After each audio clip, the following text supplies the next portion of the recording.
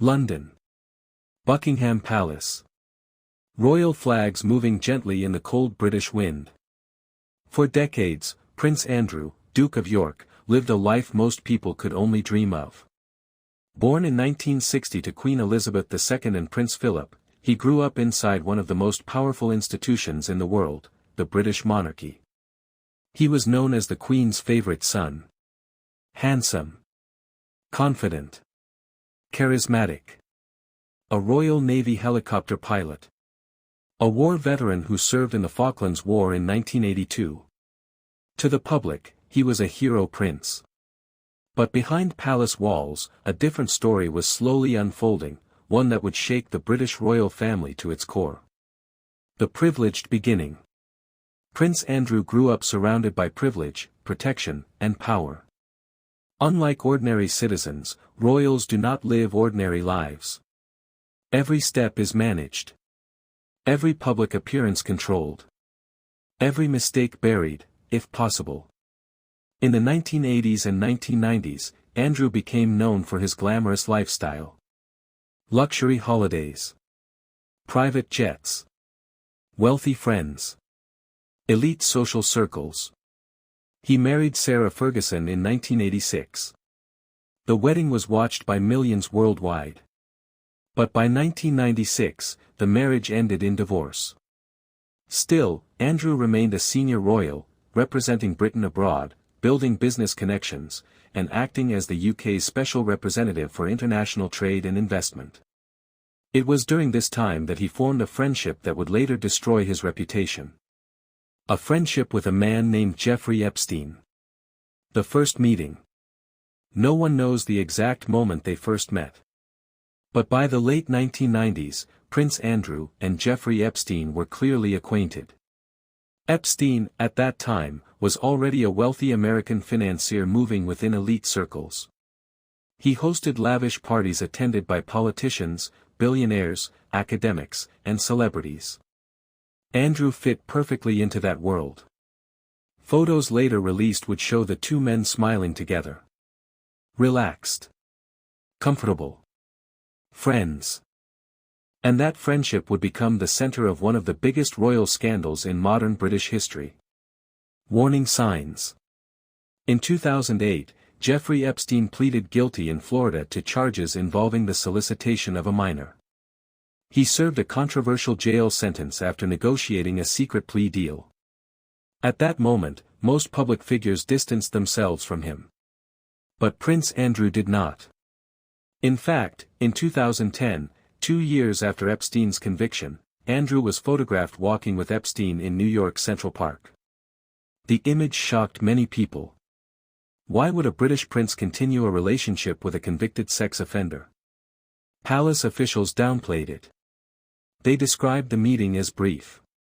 They claimed Andrew had ended the friendship. But the damage had begun. And worse was yet to come. The allegations. In 2015, during court proceedings in the United States related to Jeffrey Epstein, allegations surfaced involving Prince Andrew. A woman named Virginia Giuffre, formerly Virginia Roberts, claimed she had been trafficked by Epstein as a teenager. She alleged that she was forced to have sexual encounters with powerful men, including Prince Andrew, when she was 17 years old. Prince Andrew strongly denied the allegations. The palace issued statements rejecting the claims as false and without foundation. But the story did not disappear. It grew. Every court document. Every unsealed file. Every new interview. The pressure increased. The British public began asking questions. Could a member of the royal family be involved in such a scandal? The photograph. One image became the symbol of the entire controversy. A photograph allegedly taken in 2001. It showed Prince Andrew standing beside Virginia Giuffre, his arm around her waist. In the background stood Ghislaine Maxwell, Epstein's close associate. Prince Andrew claimed he had no recollection of meeting Giuffre. He suggested the photograph might be fake. Experts debated it. The public was divided. But the media storm intensified. The monarchy, already under scrutiny in the modern age, now faced a crisis unlike any before. The BBC interview, a royal disaster. In November 2019, Prince Andrew made a decision that would change everything. He agreed to sit down for a televised interview with BBC Newsnight journalist Emily Maitlis. It was supposed to clear his name. Instead, it became one of the most disastrous interviews in royal history.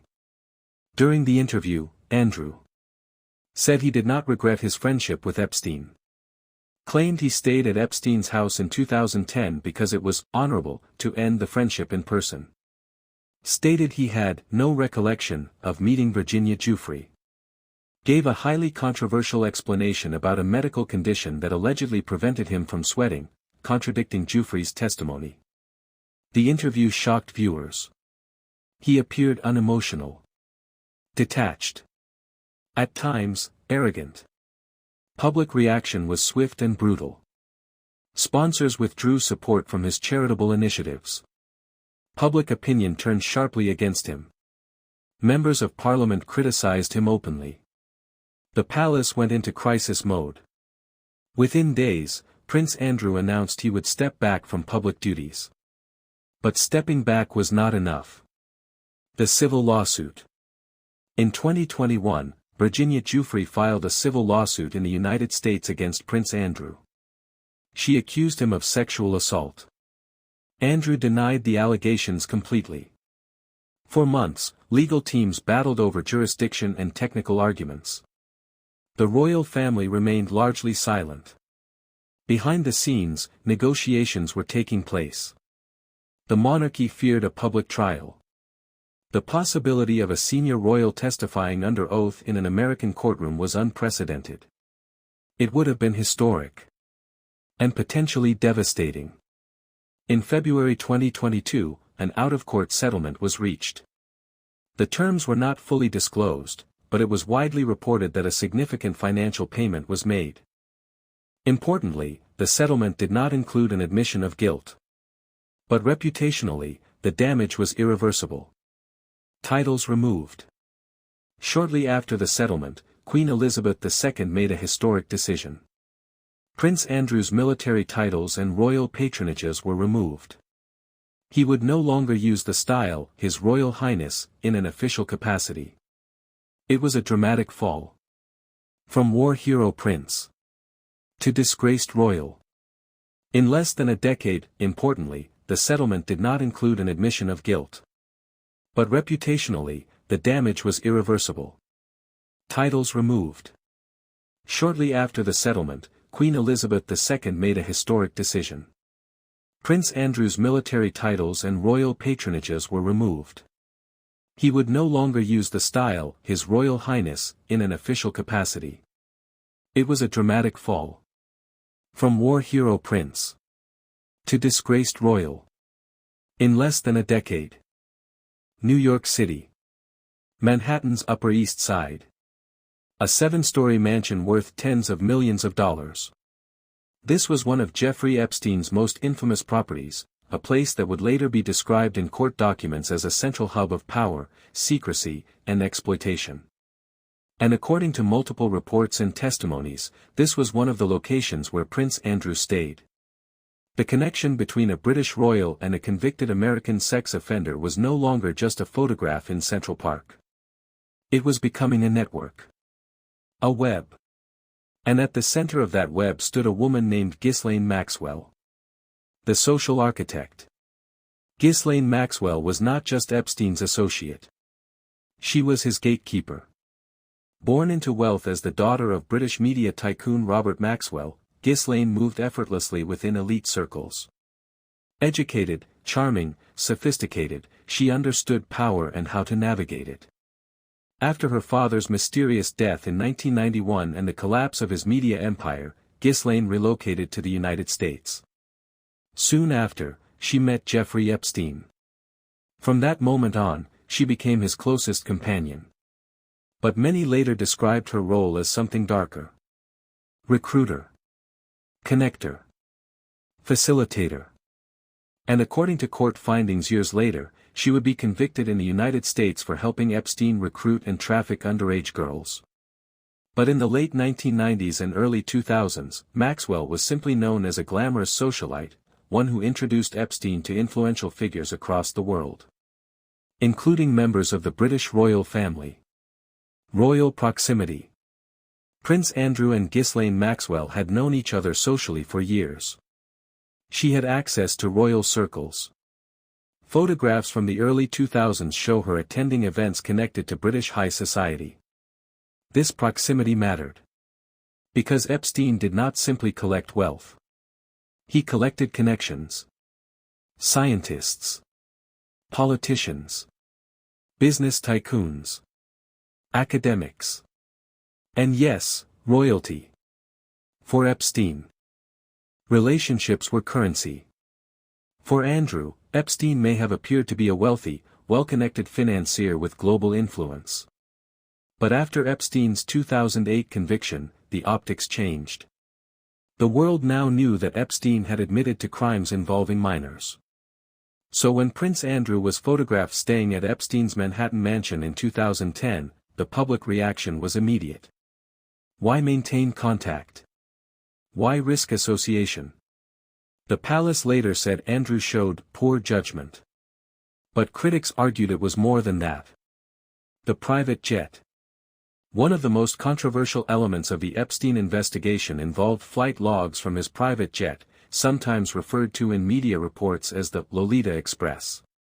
Court documents revealed that numerous high-profile individuals had flown on Epstein's aircraft over the years.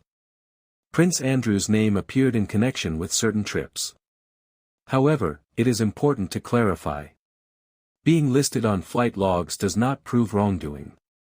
But it does establish association. And association, in this case, became politically explosive. Because Epstein's private island, Little St. James in the U.S. Virgin Islands, would later become central to trafficking allegations. Multiple accusers claimed abuse occurred there. Prince Andrew has denied ever visiting the island. Virginia Giuffre alleged otherwise. Again, he denied it. But as more documents were unsealed, the public narrative intensified. The accuser speaks. In 2019, after Epstein's arrest in New York on federal sex trafficking charges, Virginia Giuffre gave multiple media interviews. She repeated her allegations that she had been trafficked by Epstein and forced to have sexual encounters with Prince Andrew when she was 17. Her claims included encounters in London, encounters in New York, allegations connected to Epstein's properties. Prince Andrew denied all accusations. The palace issued firm statements. But this time, the world was listening differently. Because Epstein was back in jail. And this time, there would be no quiet plea deal. Epstein's arrest, a turning point. July 2019. Federal prosecutors in New York arrested Jeffrey Epstein on sex trafficking charges involving minors. The indictment described a pattern. Recruitment of vulnerable teenage girls. Payments for massages. A system of exploitation. Epstein pleaded not guilty. He was denied bail. He awaited trial in a Manhattan jail cell. For Prince Andrew, this was the worst possible development. The case was no longer historical. It was active. Global headlines returned. The royal family faced renewed scrutiny. And then, something happened that transformed the story into an international mystery. Epstein's death. On August 10, 2019, Jeffrey Epstein was found dead in his jail cell. The official ruling, suicide. But immediately, questions erupted. Why were security cameras malfunctioning? Why were guards reportedly asleep?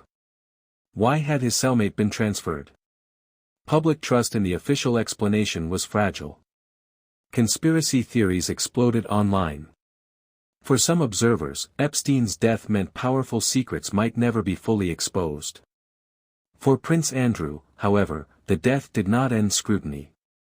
It intensified it. Because without Epstein alive to testify, attention shifted even more heavily toward others connected to him. The royal interview fallout. After the infamous BBC interview in November 2019, criticism escalated internationally. Legal experts in the United States began discussing whether Prince Andrew could be compelled to cooperate with American authorities. The U.S. Attorney's Office publicly stated that Andrew had provided zero cooperation. His legal team disputed aspects of that claim. Diplomatic sensitivity surrounded every move. This was no ordinary individual. This was a British prince. Extradition? Unlikely. Criminal charges? None filed. But civil litigation? Very possible. The Maxwell arrest. In July 2020, nearly a year after Epstein's death, Ghislaine Maxwell was arrested in the United States. She was charged with conspiracy and sex trafficking offenses. Her arrest reopened everything. If Epstein was the architect, Maxwell was allegedly the recruiter. Her trial in 2021 became a global media event. Testimony from multiple women described recruitment tactics. Vulnerability. Manipulation. Money. In December 2021, Maxwell was convicted on several counts. She was later sentenced to 20 years in prison. Throughout the trial, Prince Andrew was not charged with any crime. But his name remained connected through prior allegations. And public pressure did not fade. The lawsuit intensifies. Virginia Giuffre's civil lawsuit against Prince Andrew moved forward in U.S. federal court in 2021. Andrew's legal team argued. Lack of jurisdiction. A previous settlement Giuffre signed with Epstein allegedly protected others. Denial of all claims. But in January 2022, a U.S. judge ruled that the case could proceed. This was monumental. It meant a senior member of the British royal family could face deposition under oath. The possibility of courtroom testimony loomed. For the monarchy, it was an unprecedented constitutional headache. Settlement and silence. Before trial began, the case was settled in February 2022. No admission of guilt. No public testimony. But financial compensation reportedly in the millions. The settlement included a statement expressing regret for Giuffre's suffering as a trafficking victim. It also referenced Andrew's intention to demonstrate regret over his association with Epstein. For supporters, it was a practical decision to avoid prolonged litigation. For critics, it was an avoidance of public accountability. Either way, the scandal permanently altered Andrew's role. Isolation. After the settlement, Prince Andrew withdrew almost entirely from public royal life. He no longer represents the monarchy abroad. He no longer holds military titles. Public appearances are rare and often controversial. Polls consistently show he is one of the least popular members of the royal family. In a country where monarchy survives on symbolism and respect, that matters.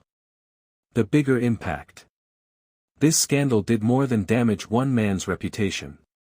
It forced the British monarchy into uncomfortable territory.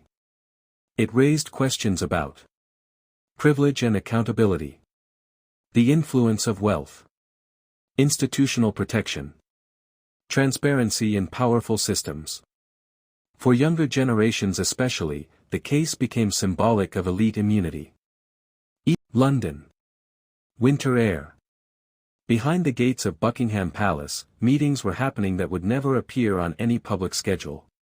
The scandal surrounding Prince Andrew was no longer a foreign legal issue. It had become a constitutional problem.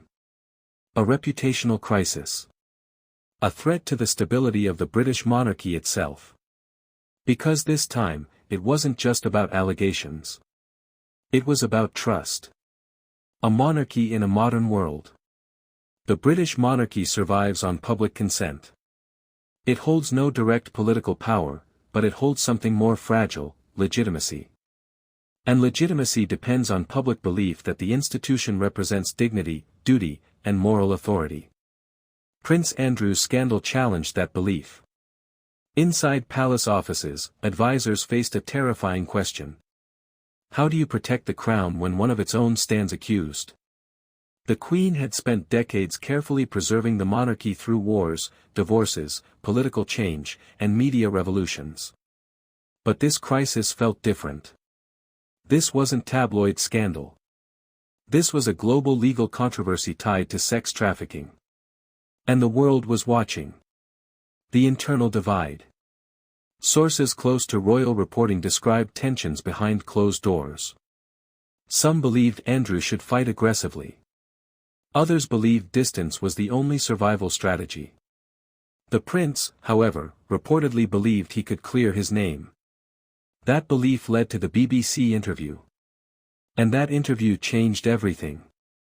After the disastrous Newsnight appearance, senior royals, including then Prince Charles and Prince William, were said to have been deeply concerned. Public reaction had been overwhelmingly negative. Polls showed dramatic drops in approval ratings. Charities linked to Andrew began severing ties. Sponsors withdrew support. The monarchy had survived controversy before.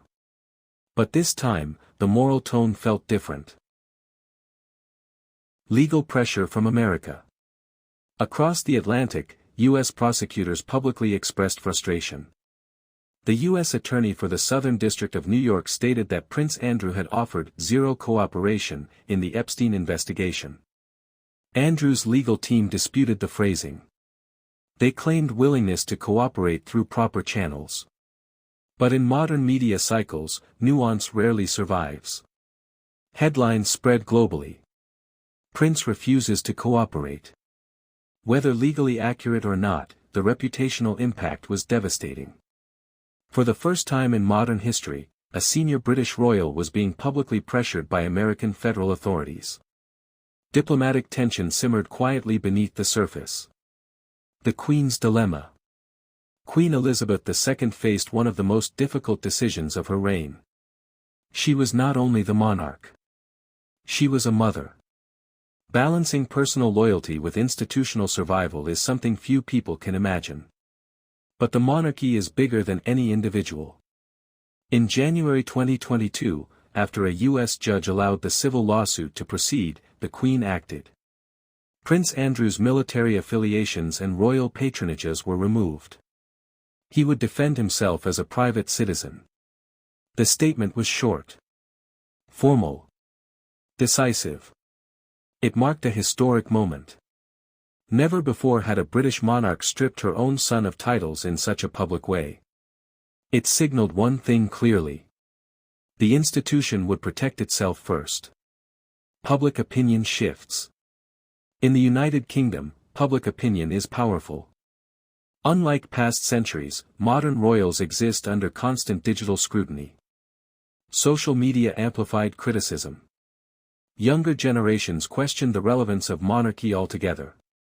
Republican movements, which advocate abolishing the monarchy, gained louder platforms. Even traditional supporters expressed discomfort. The image of a prince linked repeatedly in headlines to a convicted sex offender was not. The phrase, "no one is above the law," echoed across commentary programs. Even though Andrew had not been criminally charged, perception became reality in the public mind. And perception is everything for royalty. The financial questions. Another layer added fuel to the fire. Money. Reports suggested that the out-of-court settlement with Virginia Giuffre involved millions of pounds. Where did that money come from? Was it private funds?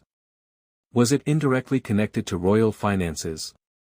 Though official details were limited, critics argued that taxpayers should not, in any way, bear consequences for personal scandals. The palace maintained that financial matters were handled privately. But in high-profile controversies, secrecy often increases suspicion. Transparency was demanded.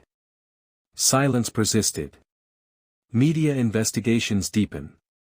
Journalists across the UK and the United States continued digging. Documentaries were produced. Books were written. Former associates of Epstein spoke publicly.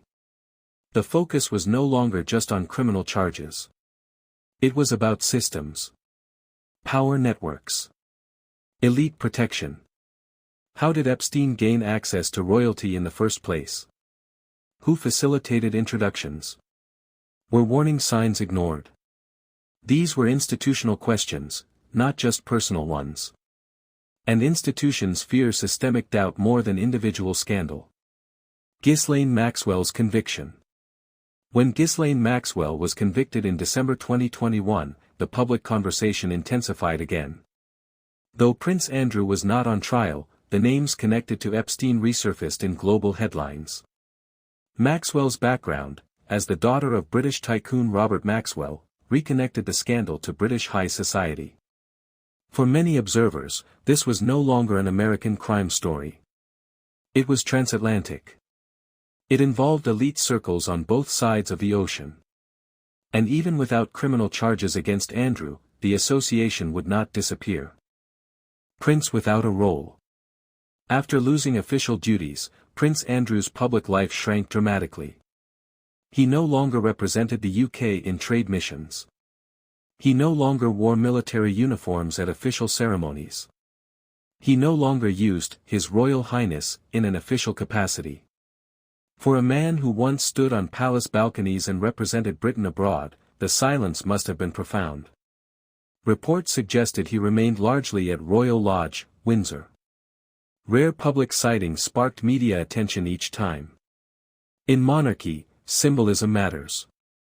And Andrew's absence symbolized consequence, even without conviction. The transition of power.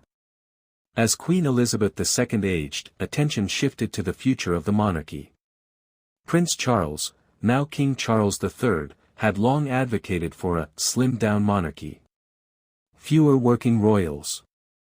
Greater accountability. The Andrew scandal reinforced that direction. When Queen Elizabeth II passed away in September 2022, the institution entered a new era. King Charles inherited not only the throne, but also unresolved public skepticism. Observers questioned whether Andrew would ever return to public duties. The answer appeared increasingly clear. The monarchy was moving forward. Without him. The constitutional question. Though rarely discussed openly, constitutional scholars quietly debated a theoretical issue. What happens if a royal faces criminal charges abroad? Extradition laws exist. Diplomatic immunity questions arise. Monarchy operates within complex legal frameworks. While this scenario never materialized for Andrew, the mere possibility revealed vulnerabilities. In centuries past, royal authority shielded individuals from prosecution. In modern democratic societies, that protection is far less certain. The Andrew case tested that boundary, even without a courtroom verdict. Reputation versus law. One critical distinction remains. Prince Andrew has consistently denied all allegations. He has not been convicted of a criminal offense. The civil case was settled without admission of liability. Legally, that matters. But reputationally, damage does not require conviction. Public trust is shaped by perception, optics, and judgment.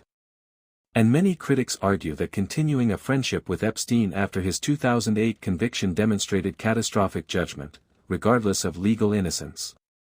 For supporters, Andrew became a symbol of trial by media.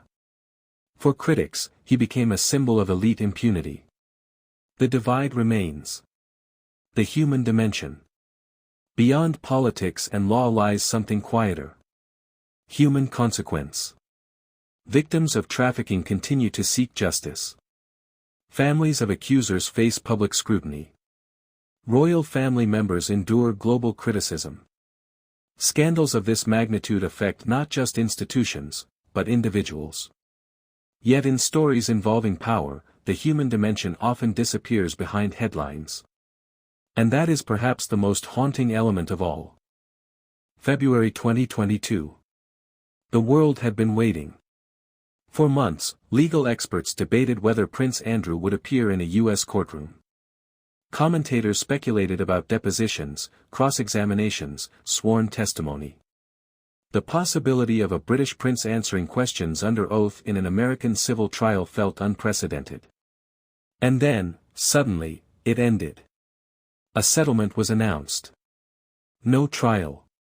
No dramatic courtroom showdown. No public testimony. Just a carefully worded statement. The settlement that changed everything. The agreement between Prince Andrew and Virginia Giuffre was reached out of court. It included a financial payment, widely reported by media outlets to be in the millions, though exact figures were not officially confirmed. Crucially, the statement did not include an admission of guilt. Instead, it expressed regret for Giuffre's suffering as a victim of trafficking and acknowledged Prince Andrew's association with Jeffrey Epstein as ill-judged. Legally, this was significant. A settlement is not a confession.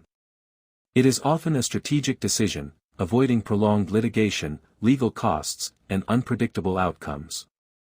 But in the court of public opinion, nuance fades quickly. To many observers, the payment felt like closure without answers. To others, it felt like avoidance, the optics problem. In monarchy, optics matter more than almost anything else. The public saw a prince accused of serious misconduct paying a large sum to resolve a lawsuit. They did not see legal strategy. They saw money. And money, in cases involving power and privilege, triggers suspicion. Questions flooded media platforms. Where did the settlement funds come from? Was any public money involved? Was the royal family protecting one of its own? Official responses emphasized that the matter was private. But in an era of digital transparency demands, privacy can appear like secrecy. And secrecy fuels distrust. Response. Following the settlement, Buckingham Palace remained notably restrained. There were no extended press conferences. No public apology from Prince Andrew beyond the written statement. No televised address. Instead, the royal family chose distance. Andrew would continue as a private citizen. He would not resume public duties. He would not represent the crown. The message was clear, though quietly delivered. The monarchy was moving forward without him. King Charles and the slimmed-down monarchy. When King Charles III ascended the throne in September 2022, he inherited a modern monarchy under intense scrutiny. For years, Charles had advocated for a slimmed-down monarchy. Fewer working royals. More focus. Greater efficiency. The Andrew scandal reinforced that vision. In practical terms, it meant concentrating royal duties on senior working members. King Charles. Queen Camilla. Prince William. Catherine, Princess of Wales. Andrew did not fit into that future.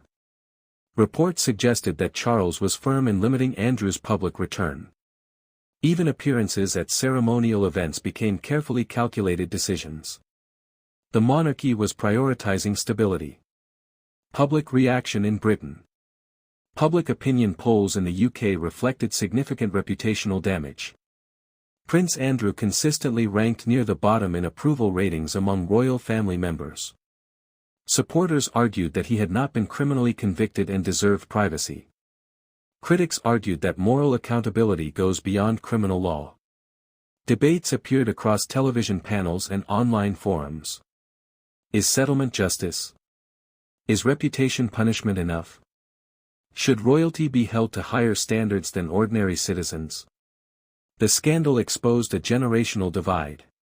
Younger audiences were more skeptical of monarchy overall. Older generations were more protective of tradition. Andrew became a symbol within that broader cultural shift. Modern scandals do not fade quietly. They evolve. Documentaries explored the Epstein network. Investigative journalists examined power structures. Streaming platforms produced dramatizations. Books analyzed royal decision-making. Each retelling revived the story. Each new project reintroduced Prince Andrew's name into headlines. In previous centuries, royal controversies might have been contained within newspapers. In the 21st century, they are archived forever online. The digital footprint does not disappear. And for the monarchy, memory can be dangerous. The victim's perspective. Amid institutional analysis, one dimension remains central. The voices of trafficking survivors. Virginia Giuffre has publicly stated that her lawsuit was about accountability and visibility. For survivors of abuse, civil litigation can serve as validation, even without criminal conviction. The settlement included a statement referencing Prince Andrew's support for victims of trafficking. Some saw that as acknowledgement of suffering. Others viewed it as strategic wording. But one fact remains: the broader Epstein case exposed systems of exploitation that spanned powerful networks.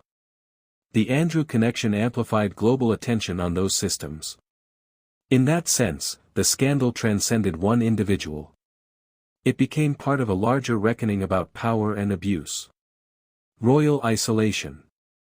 In the months following the settlement, Prince Andrew's public life grew increasingly limited. He attended private family events. Occasionally appeared at memorial services. But official roles? None. Military uniforms? No longer worn in public ceremonies. Public speeches?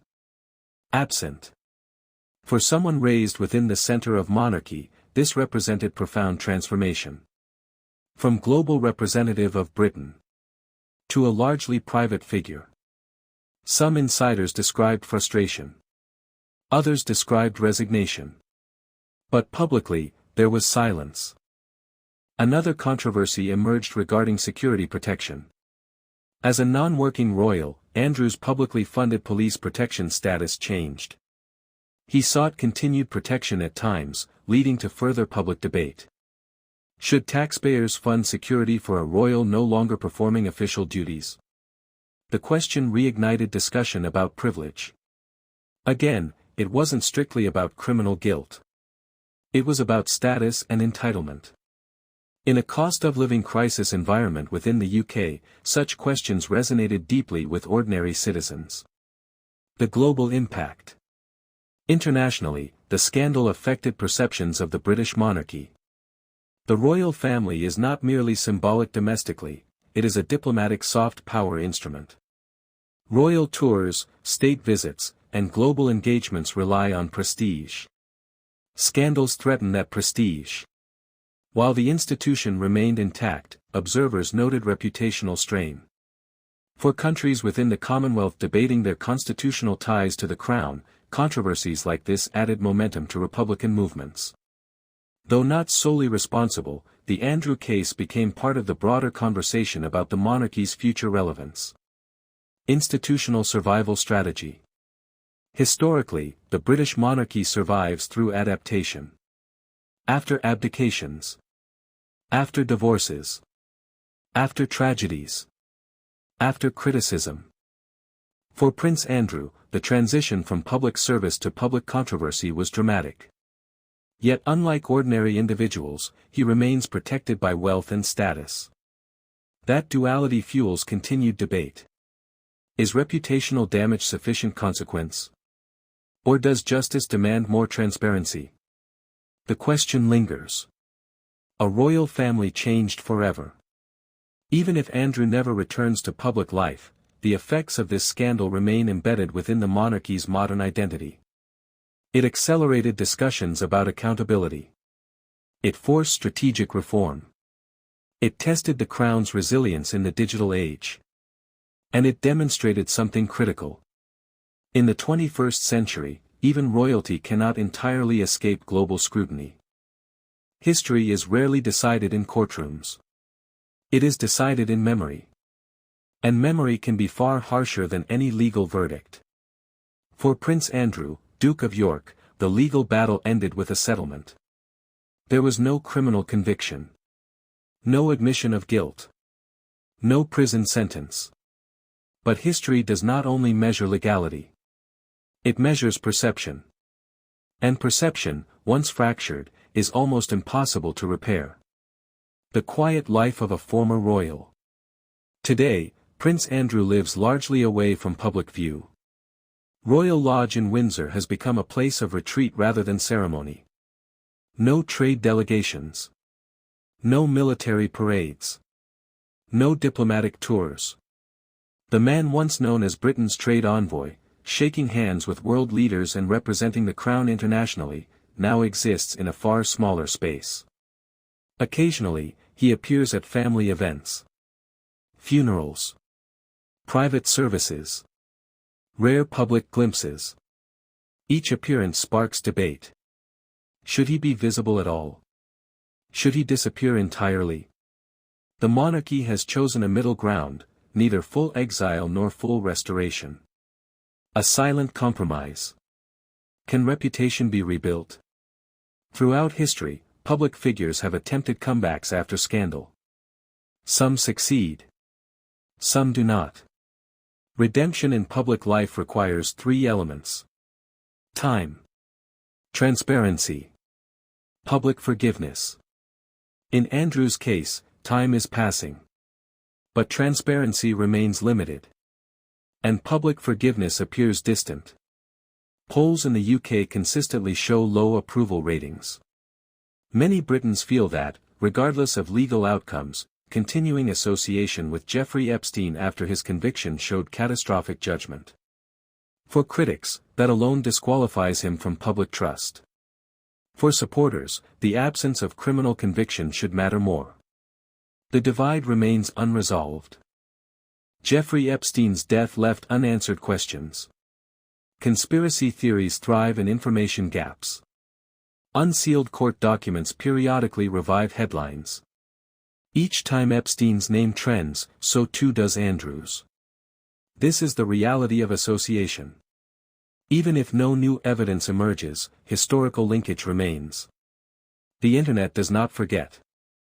And for royalty, whose value depends heavily on symbolic purity, permanent digital association is deeply damaging. King Charles's strategy. King Charles III faces a delicate balancing act. He must maintain family unity while protecting institutional integrity. So far, his approach appears pragmatic. Andrew is not formally expelled. But he is not restored. The monarchy continues public duties through other senior members. The spotlight shifts elsewhere. Charles has emphasized environmental causes, interfaith dialogue, and modernization. By focusing attention on forward-looking themes, the Crown attempts to redefine its narrative. Institutions survive by shifting focus. But history remains part of the record. The constitutional question of accountability. The Andrew case exposed something deeper than scandal. It revealed tension between tradition and modern democracy. Privilege and equality before the law. In theory, no one in Britain is above the law. In practice, the mechanisms surrounding royalty are complex. Diplomatic status, security concerns, constitutional customs, these create layers of separation from ordinary citizens. Though Andrew was never criminally charged, the possibility forced public discussion about how such cases would be handled. That conversation itself marks cultural change. In previous eras, such scrutiny may have been muted. In the 21st century, it is unavoidable. The British monarchy is one of the oldest institutions in the world. It has survived revolutions, wars, abdications, and scandals. But modern survival depends on relevance.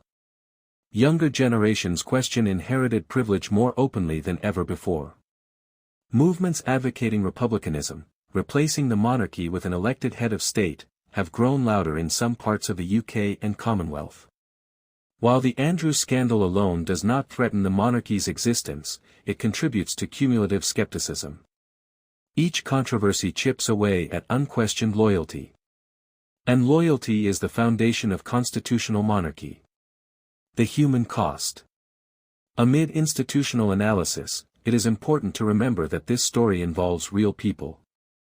Virginia Giuffre has consistently maintained her allegations and described her lawsuit as a fight for recognition of trafficking survivors. Prince Andrew continues to deny wrongdoing. Families on both sides have faced intense public scrutiny. Scandals of this magnitude create ripple effects, emotional, psychological, and reputational. But the largest human cost remains with survivors of exploitation within the broader Epstein network. Their experiences catalyzed global conversation. Their voices reshaped media coverage. Their persistence altered history. The modern royal family looks different today. Prince William and Catherine represent a younger generation. They emphasize stability, family, and social causes. The institution appears more cautious, more media-aware, more risk-sensitive. The Andrew episode likely strengthened internal controls over associations and public engagements. In elite circles, reputation risk now carries heavier weight. Lessons have been learned, though not publicly detailed.